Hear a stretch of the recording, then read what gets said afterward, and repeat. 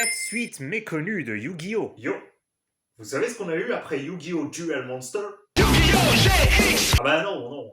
Sinon, j'aurais pas dit que c'était méconnu. Pour ceux qui, comme moi, regardaient Yu-Gi-Oh! À la télé quand ils étaient gamins, bon, moi ça commence à dater, j'ai déjà 30 ans. Putain, vous connaissez sans doute Yu-Gi-Oh! GX et Yu-Gi-Oh! 5Ds. Les mangas aussi étaient très bien, hein. N'en restez pas que sur l'anime. Et oui, parce que ceux qui seront limités uniquement à l'anime seront passés à côté de ça. Yu-Gi-Oh! R. Pour le scénar, eh bien ça se passe juste après le Battle City à Domino, alors que Yugi a été sacré roi des duellistes. Le roi du game et ses amis doivent alors faire face aux frères Tenma, Yako et Gekko, les deux antagonistes principaux ayant pour objectif de ressusciter Pegasus, leur ancien mentor qui était aussi un antagoniste majeur de la série. Ah, tous ces trucs de résurrection des morts là, c'est de la facilité scénaristique. Non, moi je mange pas de ce point-là. Il y a Bandit qui herse dans le manga, très beau combat contre Jonuchi d'ailleurs. Hein?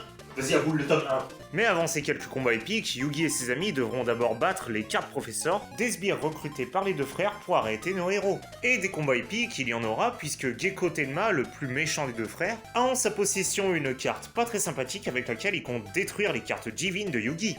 Alors, roi du jeu, es-tu prêt à être détruit par ma carte qui rivalise avec Dieu?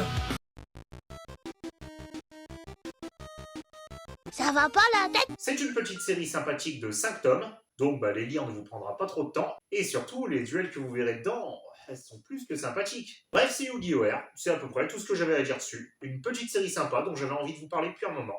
Et si vous ne connaissiez pas avant cette vidéo, je ne peux que trop vous conseiller d'essayer de lire